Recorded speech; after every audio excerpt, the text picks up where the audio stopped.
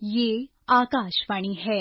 प्रस्तुत है कार्यक्रम सुर्खियों में। इसके अंतर्गत सुनिए प्रधानमंत्री की अमेरिका यात्रा पर चर्चा। इसमें भाग ले रहे हैं पूर्व राजदूत अशोक सज्जनहार और पत्रकार सिमरन सोढ़ी।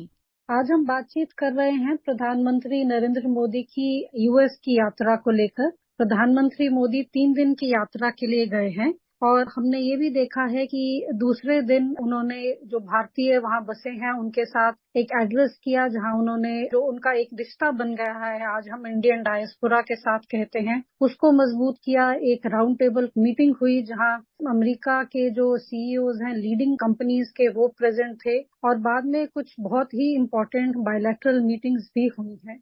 तो हमने देखा है कि दूसरे दिन प्रधानमंत्री मोदी का एक पैक्ड शेड्यूल रहा है। एम्बेसडर सज्जनहार, अगर हम सबसे पहले बात करते हैं जो प्रधानमंत्री का एड्रेस हुआ है, जो भारत से लोग वहां गए हैं, रह रहे हैं, अपना काम करते हैं, उनको जो रीच आउट किया प्रधानमंत्री मोदी ने, और हमने ये भी देखा है कि प्रधानमंत्री मोदी का ये एक फॉरेन पॉलिसी का हम कह सकते हैं एक यूनिक एस्पेक्ट रहा है कि वो जिस देश में भी जाते हैं वहां पे बसे भारतीयों के साथ उनका एक ये कनेक्ट है। तो ये जो एड्रेस है, इसको आप कैसे देखते हैं? बहुत धन्यवाद सिमरन, मुझे आमंत्रित करने के लिए। आप बिल्कुल ठीक कह रहे हैं। जिसको कहा जाता है अब डायस्पोरा डिप्लोमेसी, जो कैसे हमारे जो भारतीय मूल के लोग हैं जो और देशों में निवास करते हैं, तो कैसे उनके साथ एक रिश्ता जोड़ा जाए, एक कनेक्ट किया जाए, जिसे कहते हैं जो एक वो लिविंग ब्रिज, एक जीवित सेतु बनकर दोनों देशों के बीच में उभरता है, जिससे कि दोनों देशों के संबंध हैं, दोनों देशों के रिश्ते हैं, उनको और प्रगाढ़ करता है, उनको और गहरा करता है। जो प्रधानमंत्री का एड्रेस था इंडियन कम्युनिटी को, इंडियन डायस्पोरा को, ये उनका अमेरिका में पहला एड्रेस नहीं था। इससे पहले भी बहुत बारी वो इंडियन कम्युनिटी को अलग अलग शहरों में वो एड्रेस करते रहे हैं। उनका पहला जो यात्रा थी उनकी सितंबर 2014 में थी। आपको याद होगा तभी वो प्रधानमंत्री बने थे और पहली बार वहां पर आए थे मैडिसन स्क्वायर गार्डन में, न्यूयॉर्क में। उन्होंने अपना पहला एड्रेस किया था इंडियन डायस्पोरा को, भारतीय मूल के निवासियों को। तब लोगों को कुछ पता इतना नहीं था जो क्या एक्सपेक्ट करना चाहिए। हालांकि बहुत सारी आशाएं थी, आकांक्षाएं थी जो प्रधानमंत्री क्या कहने वाले हैं। जिसे मैं कहूं, जब उन्होंने मैडिसन स्क्वायर गार्डन में बोला तो केवल भारतीय मूल के लोग वहां पर नहीं थे, बहुत अमेरिकन कांग्रेसमैन, कांग्रेस विमेन थे, बहुत सेनेटर्स थे, बहुत गवर्नर्स थे। और जिसे कहा जाए जो उन्होंने ही took that gathering by storm. किसी ने इतना एक्सपेक्ट नहीं किया था जो ऐसी धुआंधार स्पीच प्रधानमंत्री मोदी कहेंगे। और यही फिर हम देख रहे हैं टेम्पलेट रिपीट होती है, जहां भी जाते हैं प्रधानमंत्री मोदी और दुनिया में और देशों में जाते हैं और राजधानियों में उनका भाषण होता है। अमेरिका में तो पहले 2014 में उन्होंने बोला था, 2015 में सैन होसे में गए थे। वो वेस्टर्न साइड अमेरिका की, वो तो टेक रीजन है, टेक कैपिटल है अमेरिका का, तो वहां पर उसके बारे में उन्होंने एड्रेस किया। और फिर बहुत महत्वपूर्ण 2019 में हाउडी मोदी, जिसमें राष्ट्रपति ट्रंप भी शामिल हुए थे, और पिछले साल जब आए तो वॉशिंगटन में। और इस बारी जब उन्होंने एड्रेस किया, ये उनका एड्रेस था, पहला एड्रेस जबकि अमेरिका में, कि वो तीसरी बार लगातार चुनकर एनडीए की सरकार आई है। तो उन्होंने बहुत महत्वपूर्ण बातें कही। एक तो उन्होंने बताया लोगों को जो कैसे भारत ने पिछले 10 साल में कितनी तरक्की की है, कितनी प्रगति की है, कैसे वहां पर लोगों के घरों में पानी आया है, लोगों के घरों में बिजली आई है। अब लोग हैं, उनकी जो अपेक्षा है, उनकी जो आकांक्षा है, वो बहुत बढ़ गई है। अब वो केवल उनको ट्रेन्स नहीं चाहिए, अब उनको हाई स्पीड ट्रेन्स चाहिए। उनको केवल सड़क नहीं चाहिए, परंतु उनको एक्सप्रेस वे चाहिए। और यही सब एस्पिरेशंस को पूरा करने के लिए प्रधानमंत्री मोदी की सरकार है, वो तीसरी बार आई है। तो 3 गुना स्पीड से और 3 गुना व्यापक उसका एजेंडा होगा। और उन्होंने बताया जो कैसे भारत की अर्थव्यवस्था आगे बढ़ी है। जब 10 साल पहले उन्होंने कार्यभार संभाला था तो भारत की अर्थव्यवस्था 10वें नंबर पर थी, अब वो ऊपर आकर 5वें नंबर पर आ गई है, 5th लार्जेस्ट इकोनॉमी। और फास्टेस्ट ग्रोइंग मेजर इकोनॉमी है पूरी दुनिया में, और अब कुछ सालों में तीसरे नंबर पर आ जाएगी। और इसी कारण से ये बहुत ही अच्छा इन्वेस्टमेंट डेस्टिनेशन बना है, सबसे महत्वपूर्ण, सबसे अट्रैक्टिव इन्वेस्टमेंट डेस्टिनेशन निवेश के लिए वो एक जगह बनी है। और इसीलिए वहां पर जो इन्वेस्टमेंट है, निवेश है, वो भी बहुत बढ़ता जा रहा है। और जो उन्होंने बहुत महत्वपूर्ण बात की, वो उन्होंने अमेरिका और भारत के गहरे संबंधों के बारे में बात की, और कैसे राष्ट्रपति जो बाइडेन ने का इसमें एक बहुत बड़ा योगदान रहा है। और फिर उन्होंने भारत की पूरी दुनिया में, विश्व में लीडरशिप रोल जो आया है, जो लीडरशिप रोल उभरा है, वो उसके बारे में उन्होंने बताया। रूस और यूक्रेन में जो युद्ध हो रहा है, कैसे उनकी बातचीत हुई है सभी नेताओं के साथ, और कैसे वहां पर पूरी दुनिया चाहती है जो भारत एक पीस मेकर, एक शांति दूत बनकर ये जो युद्ध हो रहे हैं उनका समाधान वो ढूंढे, उनका समाधान वो प्राप्त करे। बहुत ही अच्छा, बहुत ही प्रेरित करने वाला, प्रेरणादायक उनका वक्तव्य था, जो कि वहां करीब 15,000 लोग जो मौजूद थे, उन्होंने प्रधानमंत्री मोदी का बहुत ही एंथुजियाज्म से, ऊर्जा से उनको रिसीव किया वहां पर और उनका स्वागत किया। प्रधानमंत्री मोदी जब भारत के लोगों को एड्रेस कर रहे थे community event Nassau Coliseum Long Island New York में कल रात को, तो प्रधानमंत्री मोदी ने कहा कि ये भारत के सबसे स्ट्रांग ब्रांड एम्बेसडर यहाँ पर हैं। आपके सामर्थ्य को, भारतीय डायस्पोरा के सामर्थ्य को समझता रहा हूं। जब मेरे पास कोई सरकारी पद नहीं था तब भी समझता था और आज भी समझता हूं। आप सब मेरे लिए हमेशा से भारत के सबसे मजबूत ब्रांड एम्बेसडर रहे हैं और इसलिए मैं आप सबको राष्ट्रदूत कहता हूं। एम्बेसडर सज्जनर, हम ये भी देखते हैं कि प्रधानमंत्री मोदी ने न्यूयॉर्क में कुछ बड़े इम्पोर्टेंट बायलैटरल मीटिंग्स की, जहां वो बाकी देशों से आए प्राइम मिनिस्टर्स और प्रेसिडेंट्स को मिले। तो जैसा अभी आप बात कर रहे थे कि भारत एक पीस मेकर का रोल भी प्ले कर सकते हैं, तो उस सिलसिले में अगर हम देखें तो प्रधानमंत्री मोदी न्यूयॉर्क में क्राउन प्रिंस कुवैत के उनको मिले और जो पैलेस्टीन के प्रेसिडेंट हैं उनसे भी बातचीत हुई है। और ये इन दोनों देशों का एक स्टेक है, बहुत बड़ा स्टेक है मिडिल ईस्ट में, और जो आज हम मिडिल ईस्ट में एक इंस्टेबिलिटी देखते हैं उसको लेकर। तो ये जो दोनों बायलैटरल मीटिंग्स है प्रधानमंत्री मोदी की, ये कितनी सिग्निफिकेंट है, एक तो भारत और कुवैत और भारत और पैलेस्टाइन के रिश्ते को लेकर, और दूसरा इस चीज को भी लेकर कि ये जो मिडिल ईस्ट में जो टेंशन्स चल रही हैं उसमें भारत कितनी रोल प्ले कर सकता है। देखिए, एक अगर विपक्षीय स्तर पर देखा जाए तो बहुत ही महत्वपूर्ण है। भारत और कुवैत के संबंध बहुत ही अच्छे हैं, बहुत ही गहरे और मधुर हैं। आपको याद होगा जो जब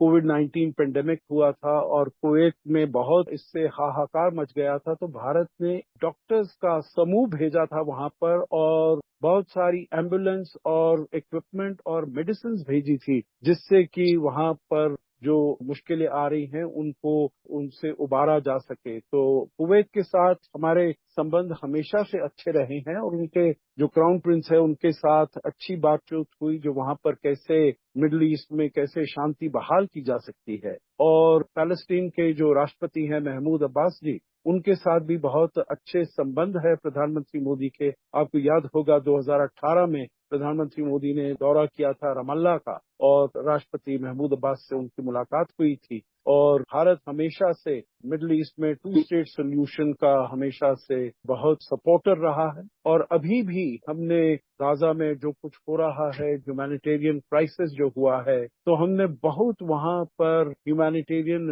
रिलीफ भेजा है और हमने कहा है जो वहां पर एक कॉरिडोर बनाया जाए जिससे कि ह्यूमैनिटेरियन रिलीफ उन सभी लोगों के पास जो अफेक्टेड हैं इस कॉन्फ्लिक्ट से, उनके पास पहुंचाया जाए, जल्द पहुंचाया जाए। हमने मेडिसिन भी भेजी हैं, मेडिकल रिलीफ भी भेजी है, ह्यूमैनिटेरियन रिलीफ भेजा है और भारत यही चाहता है जो जल्द से जल्द वहां पर सीज फायर हो जाए, जिससे कि ये जो त्रासदी है, ये जो युद्ध है, इसको खत्म किया जा सके हालांकि भारत ने शुरुआत में ही जो आतंकी अटैक हुआ था 7 अक्टूबर को, उसके विरुद्ध बहुत ही स्ट्रांगली हम आए थे और हमने जो हॉस्टेजेस लिए गए हैं उसको भी हमने बहुत जोरदार तरीके से उसको कंडेम किया है और कहा है जो वहाँ के जो हॉस्टेजेस हैं उनको एकदम रिलीज किया जाए।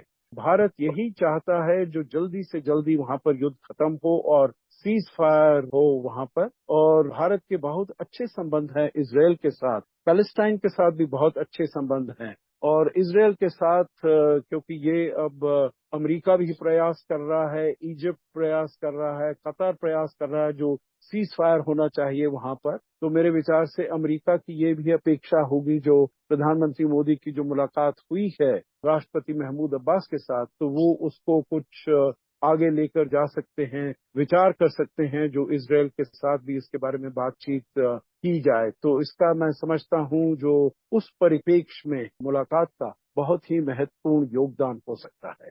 एम्बेसडर सज्जनर, हम ये भी देखते हैं कि प्रधानमंत्री मोदी ने जब इंडियन कम्युनिटी को एड्रेस किया तो उन्होंने एक बहुत इम्पोर्टेंट बात कही और उन्होंने कहा कि जो भारत के लोग वहाँ सेटल्ड हैं वो भारत के ही सबसे स्ट्रांग ब्रांड एम्बेसडर हैं। तो ये जो रिश्ता है भारत और भारत से गए लोगों का वहाँ पर, उसको एम्फसाइज किया प्रधानमंत्री मोदी ने। और बाद में उन्होंने जब एक इंटरेक्शन किया है, एक राउंड टेबल हुआ जहाँ दुनिया के और अमेरिका के टॉप सीईओज प्रेजेंट थे, तो प्रधानमंत्री मोदी ने ये भी कहा कि भारत के जो डेमोक्रेटिक वैल्यूज हैं उसी से एक एनवायरनमेंट बनता है, उसी से जो हम कहते हैं कि भारत जिसमें टैलेंट है, डेमोक्रेसी है। और एक कॉन्फिडेंस भी एक्सप्रेस किया कि जो टेक्नोलॉजिकल कंपनीज हैं अमेरिका से और भारत से, वो मिलकर बहुत से जो आज ग्लोबल चैलेंजेस हैं उनको फेस कर पाएंगी। तो एम्बेसडर सज्जनर, जब हम ये राउंड टेबल कॉन्फ्रेंस देखते हैं और हम देखते हैं कि जो लीडिंग सीईओज हैं ग्लोबल कंपनीज के, चाहे वो एडोबी है, चाहे वो गूगल है, ये लोग सब वहाँ आए हैं, मिलकर बातचीत हुई है। तो ये भारत में एक वोट ऑफ कॉन्फिडेंस है, प्रधानमंत्री मोदी में एक शायद वोट ऑफ कॉन्फिडेंस है। जी, आप बिल्कुल ठीक कह रहे हैं। जब वो कम्युनिटी को एड्रेस कर रहे थे तो उन्होंने कहा, आप सब लोग जिन्होंने अपना इतना अच्छा काम किया है, जब पूरी दुनिया में आप गए हैं, चाहे आप डॉक्टर्स हो, फिजिशियंस हो, टेक हो, साइंटिस्ट हो, रिसर्च स्कॉलर्स हो, किसी भी क्षेत्र में हो, तो आप भारत के राष्ट्रदूत हैं। उनको ये उन्होंने खिताब दिया। और ये जो इनकी सीईओ, टेक सीईओ से मीटिंग हुई, चाहे वो सुंदर पिचाई हो, सत्या नडेला हो, एडोबी के नटराजन हो या और सब लोग हों, बहुत से भारतीय भी हैं क्योंकि अमेरिका की करीब 25 सबसे बड़ी कंपनी है, उनके जो सीईओज हैं वो भारतवंश से आते हैं। परंतु यहाँ पर जब उनकी मुलाकात हुई टेक सीईओ से, तो उसमें उन्होंने Bharat as a most attractive investment destination को उन्होंने प्रमोट किया, उन्होंने उसको प्रोजेक्ट किया। क्योंकि अब भारत की इकोनॉमी इतनी बढ़ रही है तो हमारा मार्केट तो बहुत ही बढ़ रहा है। जो लोगों के पास अर्निंग कैपेसिटी है, जो लोगों के पास स्पेंडिंग कैपेसिटी है, जो ईज ऑफ लाइफ वो चाहते हैं, तो वो भारत के नागरिक हैं, वो चाहते हैं। और इसीलिए वहां पर उन्होंने कहा जो निवेश किया जाए, क्योंकि हमारे पास स्किल सेट्स भी हैं, हमारे पास टैलेंट है और टेक्नोलॉजी और डेमोक्रेसी का बहुत ही अच्छा मेल जोल है। क्योंकि टेक्नोलॉजी डेमोक्रेसी के बिना नहीं अच्छा काम कर सकती है। क्योंकि अगर किसी ऑटोक्रेसी में टेक्नोलॉजी चली जाए तो वो फिर पूरी दुनिया के लिए हानिकारक हो सकती है। परंतु भारत में डेमोक्रेसी है। और कल की जो मीटिंग थी भारतीय नागरिकों के साथ, भारतीय डायस्पोरा के साथ, उन्होंने बताया जो कैसे भारत की डेमोक्रेसी में 1.4 बिलियन लोग हैं, परंतु जिन्होंने वोट दिया वो अमेरिका की आबादी से दुगनी आबादी है उनकी, और यूरोप की आबादी से भी कहीं ज्यादा लोगों ने वोट किया और कितने उसके लिए तैयारियां की गई। तो भारत की जो डेमोक्रेसी है, भारत का जो लोकतंत्र है, ये बहुत ही एक शाइनिंग एग्जाम्पल है। और वहां पर टेक्नोलॉजी, डेमोक्रेसी और स्किल और मार्केट का जो समावेश है वो पूरी दुनिया के लिए बहुत ही महत्वपूर्ण है। और इसीलिए उन्होंने सभी ये जो टेक सीईओज थे उनको आमंत्रित किया जो वो भारत आए और भारत की जो अपॉर्चुनिटीज हैं, जो पॉसिबिलिटीज हैं, उसका पूरा वो फायदा उठाएं। और इसी के साथ हम आज की बातचीत समाप्त करते हैं। आने वाले दिनों में हम अपनी बातचीत जारी रखेंगे प्रधानमंत्री मोदी की यूएस की यात्रा को लेकर और उनके साथ जुड़े मुद्दों को लेकर। आज के लिए इतना ही। धन्यवाद। धन्यवाद। अभी आप सुन रहे थे प्रधानमंत्री की अमेरिका यात्रा पर चर्चा। इसमें भाग ले रहे थे पूर्व राजदूत अशोक सज्जनहार और पत्रकार सिमरन सोढ़ी। ये कार्यक्रम आकाशवाणी के समाचार सेवा प्रभाग द्वारा प्रस्तुत किया गया। इसे आप हमारे mobile app news on AIR और YouTube channel news on AIR official पर भी सुन सकते हैं।